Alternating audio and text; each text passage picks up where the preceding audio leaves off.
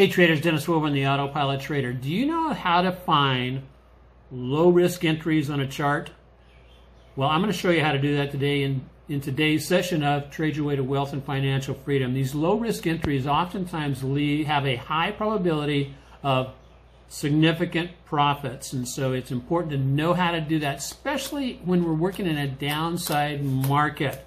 Plus, in today's session, we're going to show you 3 stocks that are going to be setting up going into next week, and a new feature that I'm really excited about. I take a look at some of your stocks that you've suggested to me. Why? Because I want to tell you if you want to keep that stock on your watch list or poosh, hit the plunger and get rid of it. So remember, let's get into today's session. Hook 'em horns, baby. Let's go. Okay, good afternoon, everybody. This is Dennis Wilburn, the AutoPilot Trader. Welcome to Trade Your Way to Wealth and Financial Freedom. We've got Anil with us from Delaware. We have Steve Ferrara from Hawaii. Welcome, gentlemen. Aren't you so excited about this market as it continues its meltdown? Totally excited. Ready for the Completely. turnaround. It's trying my patience. Trying your patience, yeah. I want to welcome everybody. I want to also notify everybody. I'm going to be doing things a little bit differently today. We're going to, rather than take a look at all the indexes, I'm going to review the S&P only. Steve, Anil, and myself will share our stock picks with you.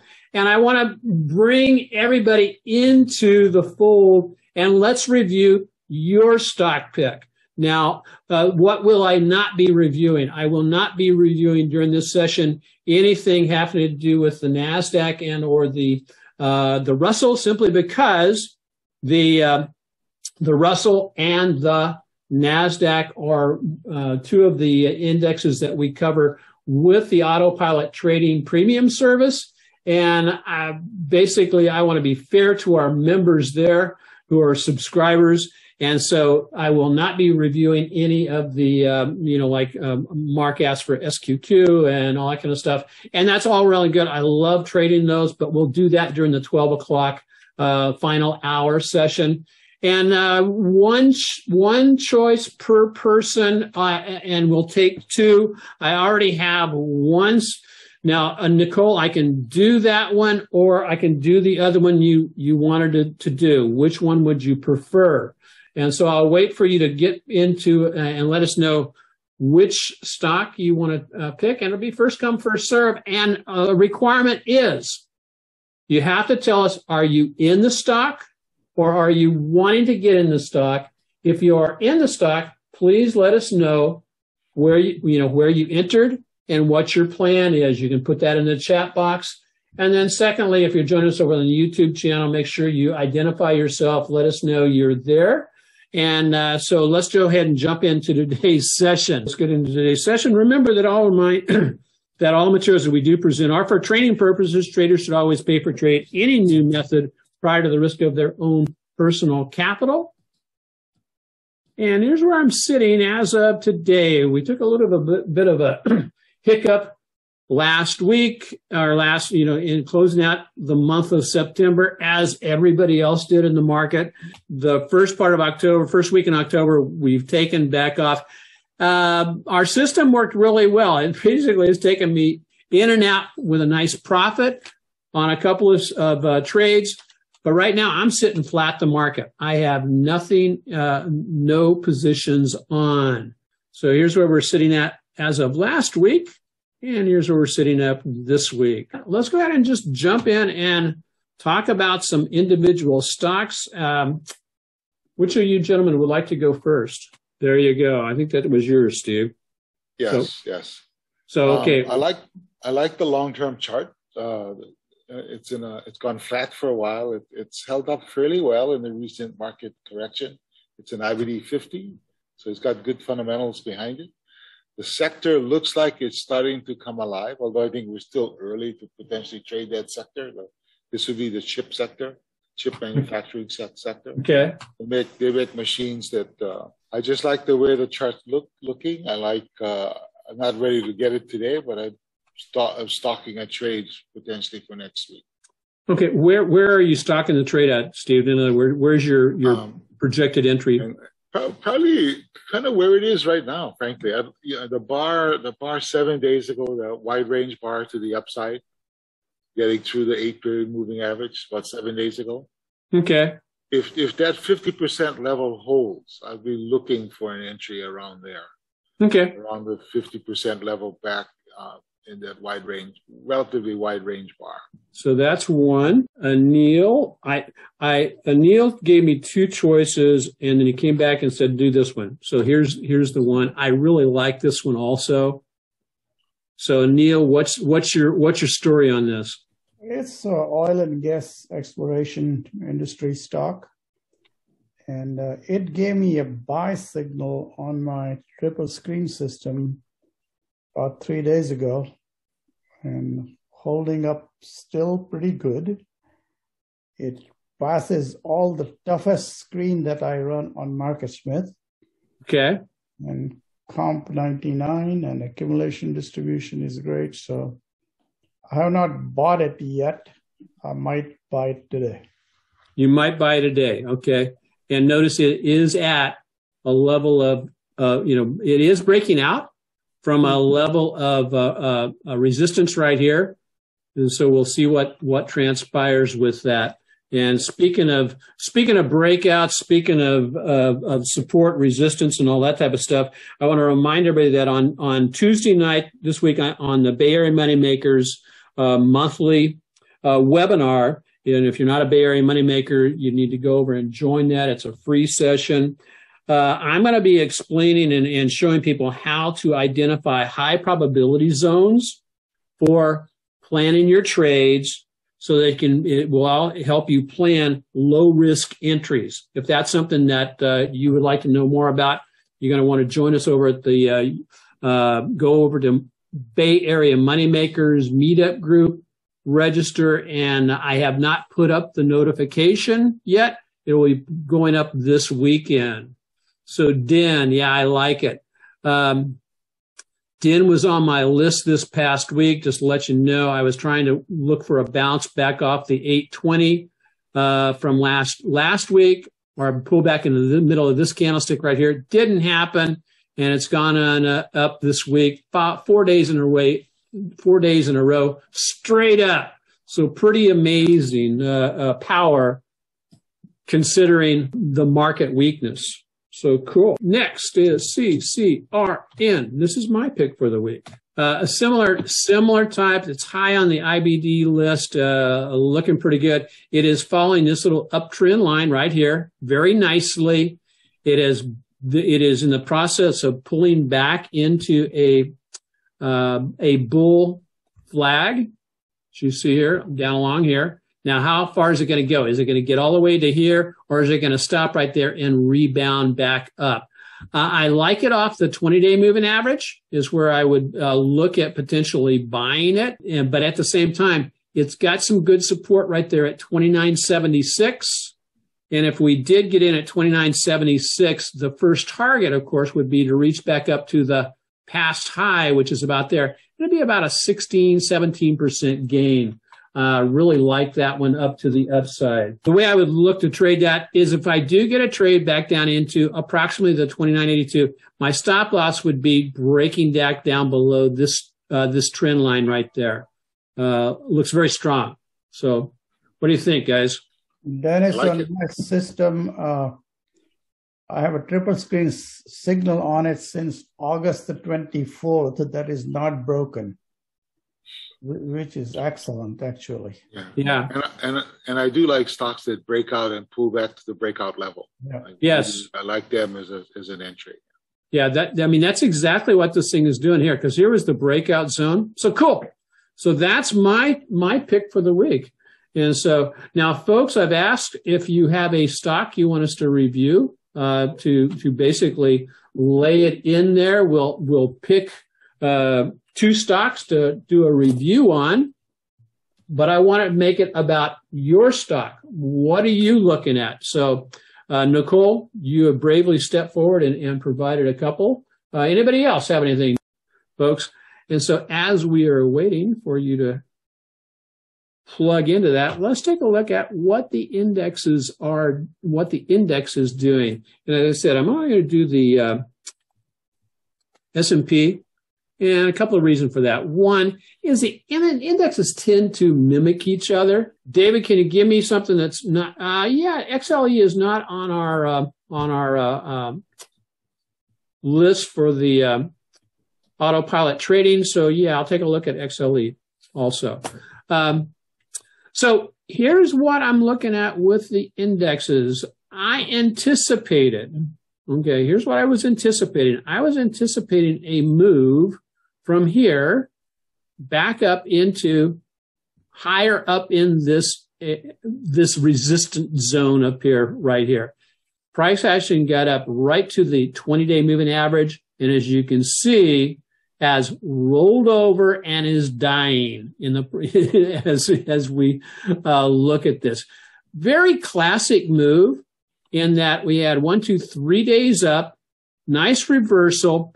One of the things to take a look at on this chart is over here when we were doing the bottom, where it was put in this bottom here, notice there was no bullish candlestick reversal pattern at all.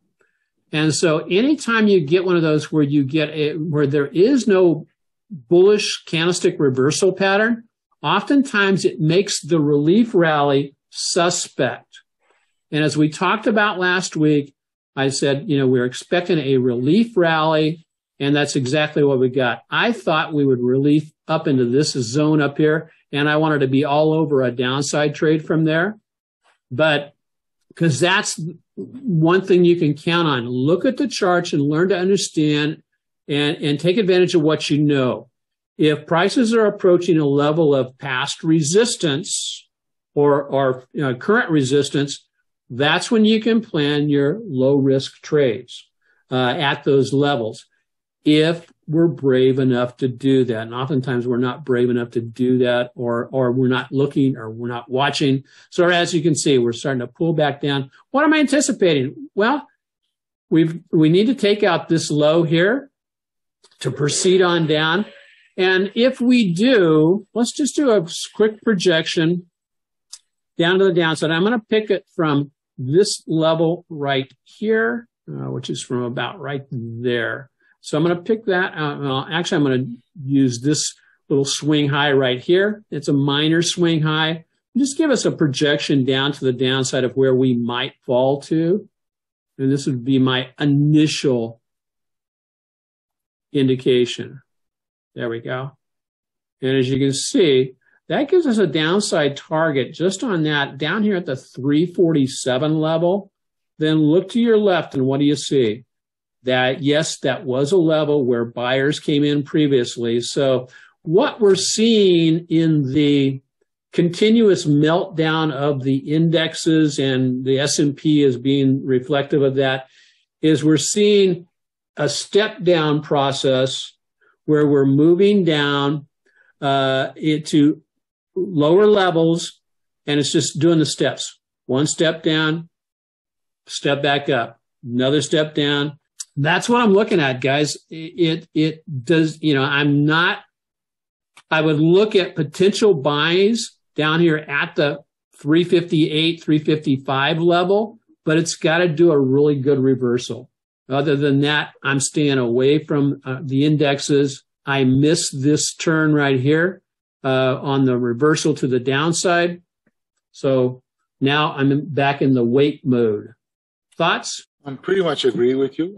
I think we're coming up on a level where we see the market has to make a decision. Is it going to hold? Clarify your statement about, you said you missed the reversal. What did you mean? Yeah, I missed the reverse. But what I'm saying, Anil, is this was kind of a classic reversal. It got right up into the level of the 20-day moving average. That would have been a good level of resistance to potentially take a downside trade. Gotcha. Where if you went back above it, that area, or you close above it, you would have been out really quick with a very, very low risk. Okay, hey, let's take a look at a couple of things I would like to ask. I'm going to challenge everybody online today to do a couple of things. One is I challenge you to, one, reduce the size of your watch list down to a more manageable number of stocks and or ETFs.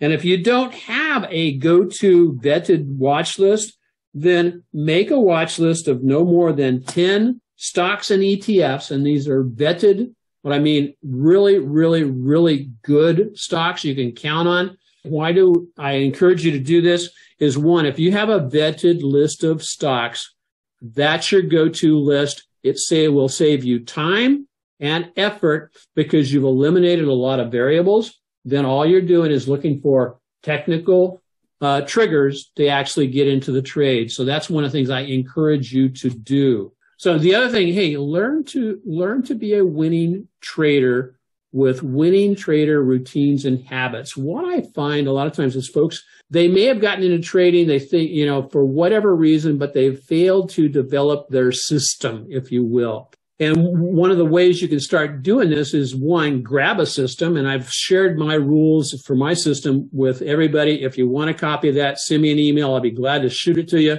But at the end of each trading day, answer the following question. What went great? What did I learn? And how am I going to improve? Then write the answer to those down in your journal and begin to implement how I'm going to improve. Now, if you want to stay where you're at, that's fine. That's a choice you can make. But if you want to improve as a trader, start doing this. This has been suggested by both Mark Minervini and Mark Douglas. So, success leaves clues, guys. So I encourage you, no matter where you're at with your trading, take advantage of that. And so, okay, hey, let's go ahead and take a look at the stocks that we're looking at. Now, Nicole came out with a stock that she wanted to take a look at, which is ENVX. ENVX. This is going to be really quick and dirty. I always start my adventure in evaluating stocks by taking a look at, how does it sit on the IBD checkup list? ENVX is number 11 composite rating on the stocks of develops and produces silicone anode lithium batteries with high energy density, long life, cycle life, 66. And so I would take a look at this, Nicole, and I'm sorry, but it would be eliminated from me going any further than this. So I wouldn't even be taking a look at it. One, I would look, what's above it? Now, here's some really interesting stocks that are above it. That would give me a place to start. Look at the relative strength. The relative strength on this is pretty good, 98. What about the accumulation distribution? Yes, some people are buying it. At the same time, why? Well, one, this industry group is 17. However, on this checkup, look at all the red. Look at all the red. That gives me warning signs. What about, and I hope this is helping, let's just take a look at what's the chart tell us. Chart has basically got this really huge, this is a newer entity. It IPO'd out over here. It is, in fact, looking like it wants to bounce higher. But again, there may be some other ones that would be a better choice for you in this particular case. Would I want to get into it? For me, because it fails to meet my criteria, I would not be taking a look at buying this particular entity. Let's just take a look at FELE. I think FLE has better composite, better fundamentals, and also it breaks back above this area here. I would, you could be all over that. Or if it's tests back in the $80 level, you could be all over that. So I hope that helps. Nicole, our Dave brings up XLE. And I'm rushing to get this down. The XLE is a leverage is an ETF. It is on the energy sector. Now, energy has, and take a look at oil, take a look at a lot of those things. It is doing a rebound right now. David, what I'd be looking at this is I'd be wanting to pull back. It is back up into a resistance area.